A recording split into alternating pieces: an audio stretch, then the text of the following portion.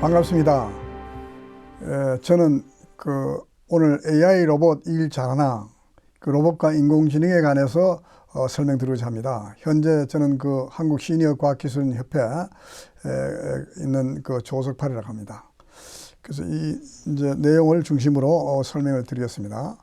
그래서 이제 중요한 내용은 오늘 로봇에 대한 개념을 이해하고, 그 다음에 지능 로봇에 대한 것을 이해하고, 그 다음 미래 AI 로봇의 발전 방향에 대해서 설명을 하고, 또 주요 학습 내용은 이제 AI 로봇 소개를 하고자 합니다. 그리고 AI 로봇의 구성 요소, 핵심 기술이 뭐냐, AI, 오늘날 인공지능을 이야기하잖아요. 그 다음 디지털 신호, 디지털 트랜스포메이션, 디지털 변화, 디지털 컴퓨터, 디지털 넷워크. 그래서 이제 오늘 여러분들한테 디지털의 개념을 확실히 심어주고, 그 다음에 인공지능이 뭐라는 걸 소개를 하려고 합니다. 자, 그래서 로봇이라는 걸 이제 정의를 하면은, 로봇이란 뭐냐? 어떤 작업이나 조작을 자동으로 수행하는 장치라고 정의를 하고 있어요. 인간과 유사한 형태를 가지고 걷기도 하고 말도 하는 기계 장치입니다. 그래서 이제 어원은 뭐냐 하면 체코에서 가장 먼저 시작했는데, 노동의 단조로운 의미를 하면 로보타에서 발생했습니다. 뭐 그렇다는 이야기를 하는 거죠. 로봇의 이제 구분은 보통 이제 원격 조정형이 있고 자율형이 있습니다. 그러니까 조정형은 원격에서 조정을 받지만은 이제 드론 같은 거, 그러나 이제 자율형은 완전히 사물을 인식하고 판단하고 스스로 이제 움직이는 그런 로봇을 이야기합니다. 근데 보면은 이제 아까 소개했지만 로봇의 역사는 체코 극작가에서부터 용어가 시작됐다 그랬잖아요. 그러나 이제 이것이 실제 사람용 로봇이 나오게 최초 나온 거는 59년도, 지금으로부터 63년 전입니다. 그러니까 이것도 뭐 최신이라 보면 되죠. 74년도에 최초 컴퓨터로 제어되는 사람용 로봇이 이제 출발한 겁니다. 그래서 이제 이 로봇 출발하면서부터 일본에서는 1997년도에 인간형 로봇 아시모라는 걸 발표했습니다. 그리고 이제 여러분들 2003년도에 보면은 미국의 나사에서 화성 탐사할 때 스피릿이라는 것을 19년 전이죠. 활동하는 거. 참 놀라운 사건이었죠. 그다음 2006년도에 이제 미국의 보스턴 다이나믹사에서 이제 빅독을 개발했는데, 여기에 이제 이게 대히트를 쳤습니다. 16년 전이 되겠습니다. 자, 그러면서 이제 우리가 이제 이게 뭐냐, 로봇에 이제 지능을 자꾸 들어가겠는데, 초창기에 이제 로봇은 1960년도, 80년도 사이, 저희 70년도 사이인데, 이건 단순 이제 동작하는 거, 로봇 팔 정도 했는데, 2세대가 조금 발전하고, 그 다음 센서가 들어가게 되고, 3세대가 이제 완전 자동화가 됐고, 4세대 들어와서 지능화가 되다 보니까 이 안에 지능을 넣어서 사람과 협업하는 그러한 스마트한 로봇이 된 겁니다. 그래서 우리는 로봇의 발전 과정을 이제 뭐 다 하지만은 우선 안정화되고 경량화 됐다는 거가 이제 상당히 자리를 잡게 됐죠. 그리고 센서 기능, 사람처럼 이렇게 감각 기능을 이제 계속 넣게 되다니까 센서가 발달하면서 최첨단 기술과 결합하면서 이 로봇이 비약적으로 발전하게 됐습니다. 그게 가정에서 서비스 로봇 형태, 이런 것도 발전하고 산업용 로봇으로도 발전하고 이게 발전되게 돼 있었습니다. 그래서 국제 로봇 협회에서는 서비스용 로봇과 제조용 로봇을 구분했습니다. 그래서 이제 서비스용 로봇에서는 이제 보면은 개인 서비스용, 여러분들 집에서 사용하는 뭐 청소 로봇이라든가 오락 로봇 같은 게 있지 않습니까? 뭐 이런 거 교육 로봇도 있고, 전문 서비스용은 이제 우리가 의료용도 됐고, 소방용, 뭐 안내 로봇, 이런 것들이 전부 이제 전문 서비스용이고, 이제 산업 현장에서 사용하는 용접하는 거, 쓰는데, 뭐 LED 패널 이송하는데, 뭐 이런 데 사용하는 로봇이 지금 계속 발전하게 됩니다. 그림으로 잠깐 소개하면 이런 뭐 그림이죠. 여러분들 아마 이런 그림 많이 보셨을 거예요. 자, 이렇게 해서 우선 이제 로봇과 인간을 그림을 한번 대조해 봤습니다. 로봇을 보면은 여러분들 사람도 눈으로 보지 않습니까? 그러니까 눈으로 센싱하는 기능이 있어요. 이제 센싱 기능이 있고, 그 다음 사람도 여기 꼬불꼬불한 걸 아날로그를 이야기하는 거예요. 연속 신호. 그 다음에 이제 그 신호가 들어오면은 사람도 들어온 걸 봐서 뇌에서 판단해가지고 손이나 발에 명령을 내리지 않습니까? 그래 같이 로봇도 그렇게 작용하도록 했죠. 그래서 이제 우리는 이 로봇가 바로 이제 사람과 동일한 구조에 했다. 단지 차이가 제가 왜 이렇게 했냐면은 여기 아날로그 신호와 디지털 신호가 들어가 있어요. 그러니까 로봇도 들어가는 거는 전부 아날로그예요. 아날로그인데 이걸 어떻게 디지털로 처리하느냐 하는 과정을 여러분들 아셔야 디지털 트랜스포메이션, 디지털 변환하는 전문 용어들이 오늘날 쉽게 머리에 들어오게 됩니다. 그래서 이제 오늘 잠깐 하나 여러분들 인간형 로봇, 최신 로봇을 한번 구경합시다. 보스턴 다이나믹스에서 개발한 건데 그 아틀라스 로봇이라고 유명해요. 저 한번 걸어가는 거 보세요. 저 다 들어오는 신호를 분석해 가지고 자 사람처럼 뇌에서 처리하는 거예요. CPU가 프로세싱 하는 거죠. 자, 이렇게 해서 회전하는 거 봐요. 회전하는 것도 보면은 아주 자연스럽죠. 인간이 못할 수도 있지만 저렇게 자연스럽게 인간처럼 행동하는 거예요. 그래서 우리는 이게 이제 로봇이구나. 자, 그러면은 인간과 로봇에 하는 거 인터페이스 접목할 때 어떻게 해야 되느냐? 인간은 여러분들 입으로 말이 나와요. 여기 이제 방금 여기 꼬불꼬불하게 했는데 이 아날로그 신호에 대한 킬로헬스라는 정의를 아시고도 있지만 모르신 분들을 위해서 내가 설명 하나 하겠습니다. 한 바퀴 도는 걸 영어로 사이클을 해요. 1초에 한 바퀴 도면 한 사이클. 1초에 한 바퀴 도는 걸 우리는 뭐라 그러냐? 1헤르츠라고 합니다. 그러면 1초에 두 바퀴 도면 뭐냐? 2헤르츠라고 해요. 1초에 1000바퀴를 돌았다. 그럼 1000헤르츠라고 합니다. 그 1000헤르츠를 편의상 1 곱하기 10의 3승 헤르츠. 10의 3승 킬로 아닙니까? 킬로 헤르츠다. 그래서 우리는 킬로헤르츠는 1킬로헤르츠는 1 곱하기 10의 3승 헤르츠예요. 1000헤르츠입니다. 자, 그런데 내가 왜 이 이야기를 하느냐? 사람의 입에서 나오는 이야기가요. 여기 보면은 0에서 3.4예요.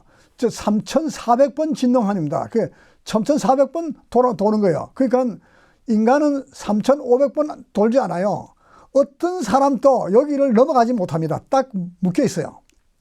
자, 그 다음에 귀도 있잖아요. 여러분 듣는 거. 20Hz, 20kHz. 요거만 들어요. 20Hz, 20kHz. 이 안에서 뭐 있는 거는 듣지만 넘어서면은 우리가 초음파가 되면 못 듣지 않습니까?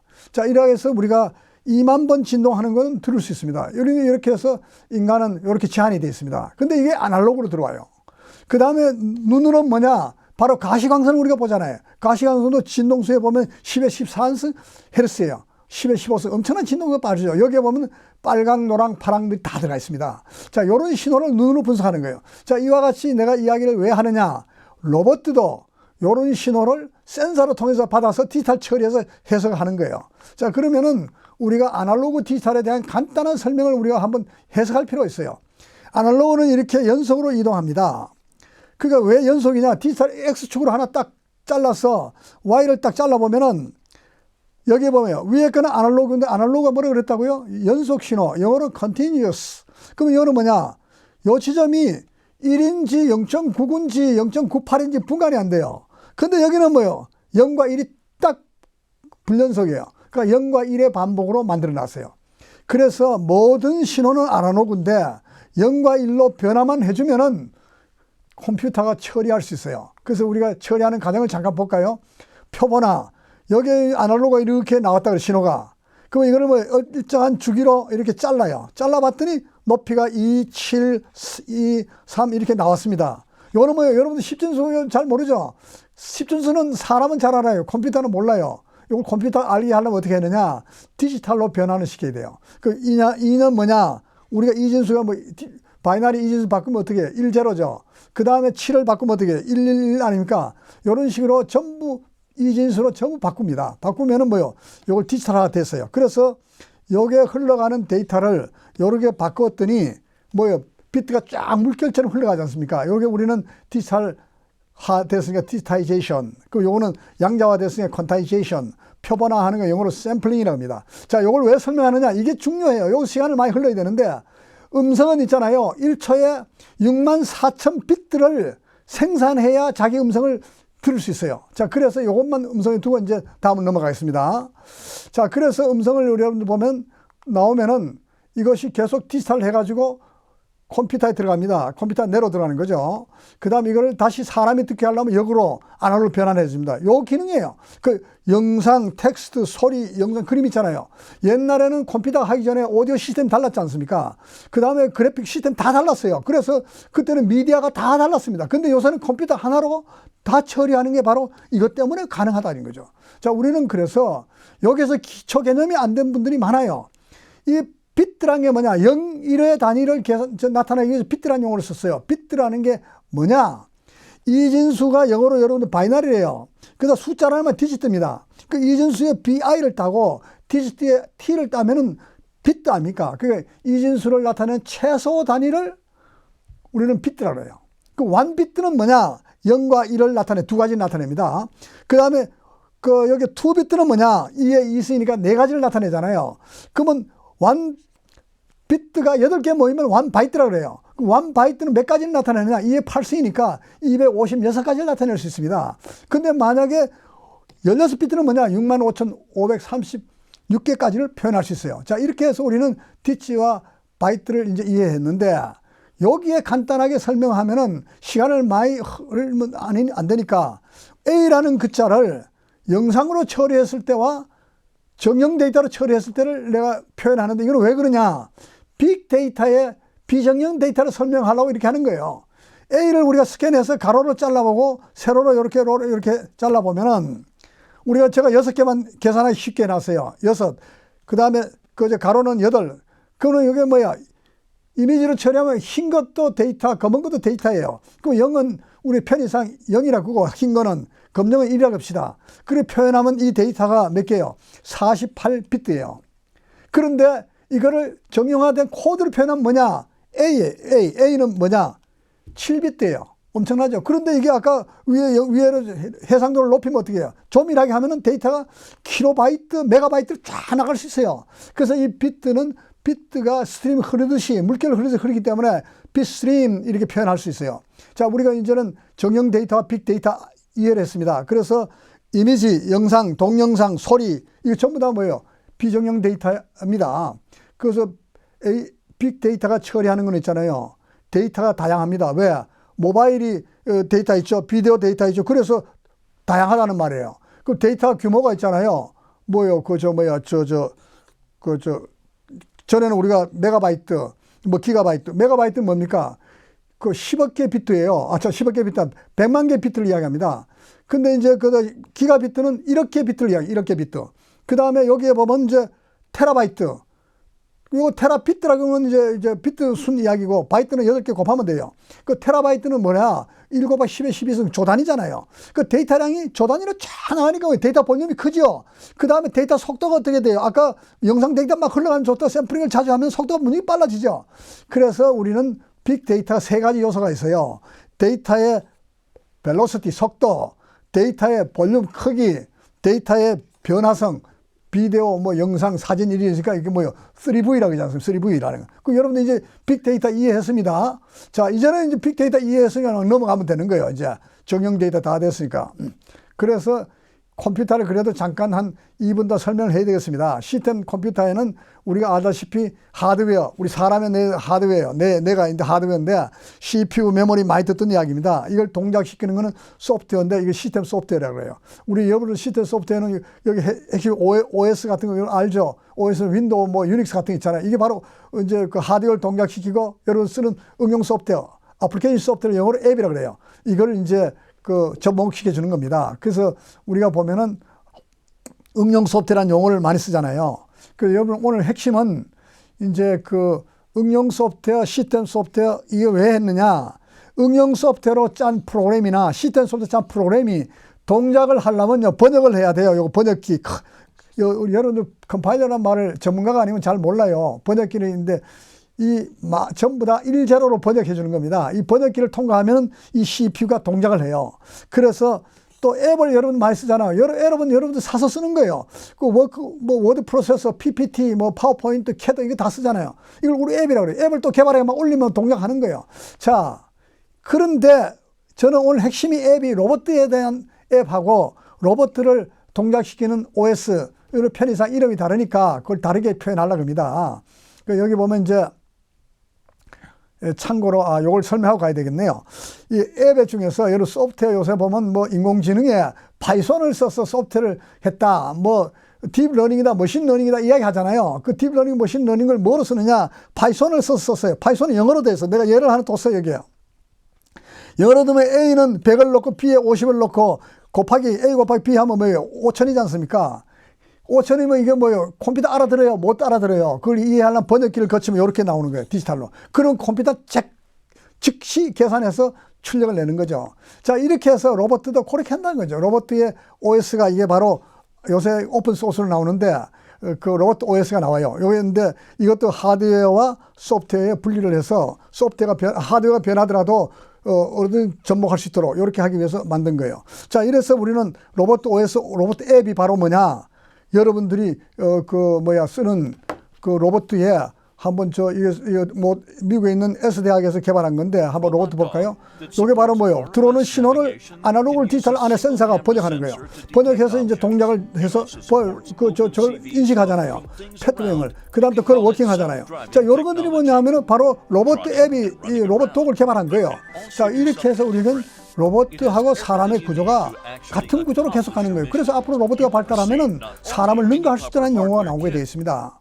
자, 이렇게 해서 이제 이런 것도 있지만은, 자, 인공지능이라는 걸 이제 여러분들 알 필요가 있어요. 자, 인공지능이라는 게, 여기 이제 조금 뒤로 넘어가야 되겠네요. 인공지능이 사실 나온 지가 얼마 안 됩니다. 56에 처음에 이렇게 용어가 나왔는데, 이거 보시면은 그 앨런 튜링이라는 사람이 1956년도에 그 튜링 테스트란 기계에 대해서 지능을 넣자 하는 아이디어가 나왔어요. 그렇지만은 사실은 이게 언제까지냐 하면은 1970년대 이후 80년대까지가요. 인공지능이 처음에 나왔을 때 좋았는데 그 다음에 뭐요? 이게 암흑기가 들어갔어요. 기술에 한계가 있었습니다.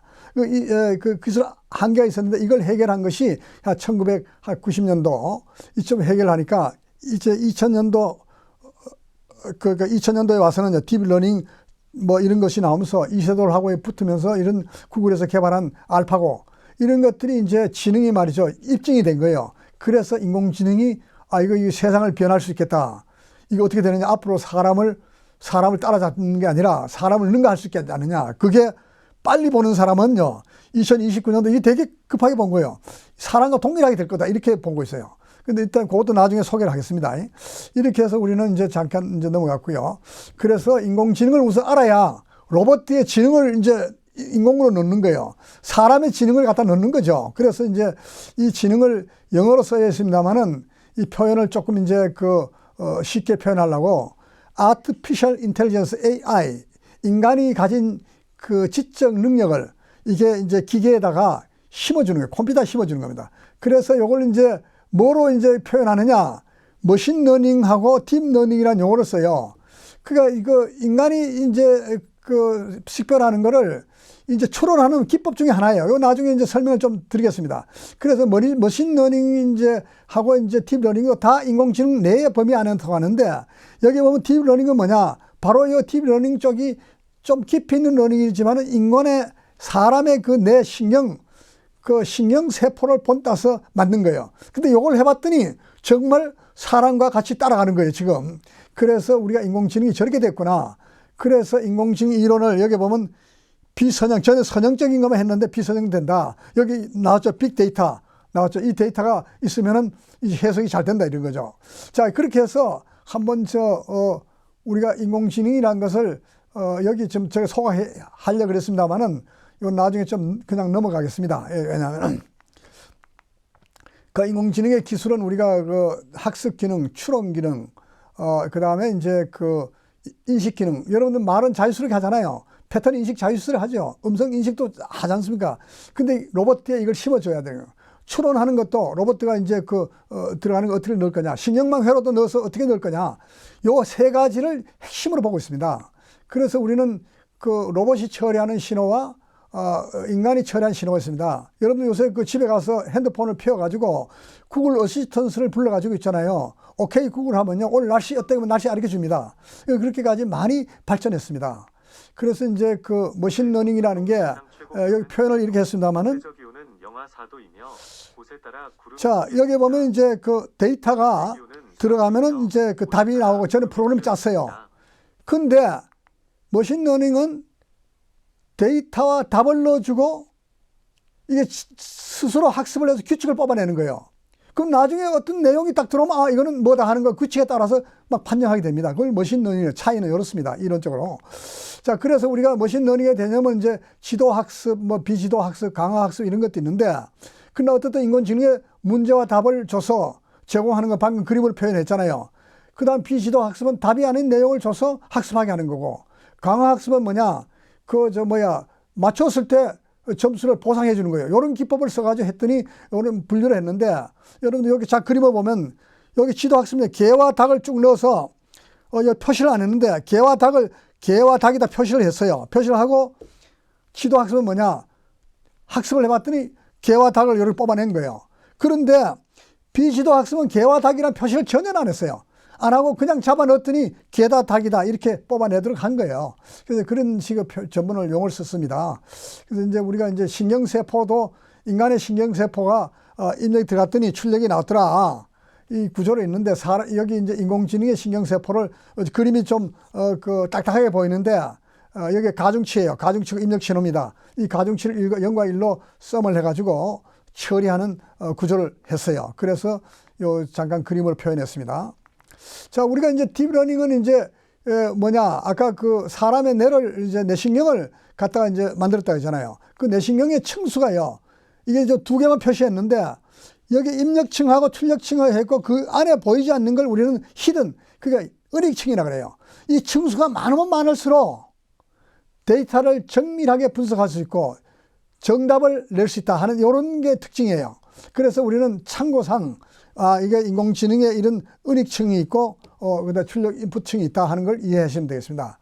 그래서 이제 딥러닝의 이제 그 정의는 인경의 뇌신경 세포를 이용해서 뉴런을 잇는 신경망에 대한 학습입니다.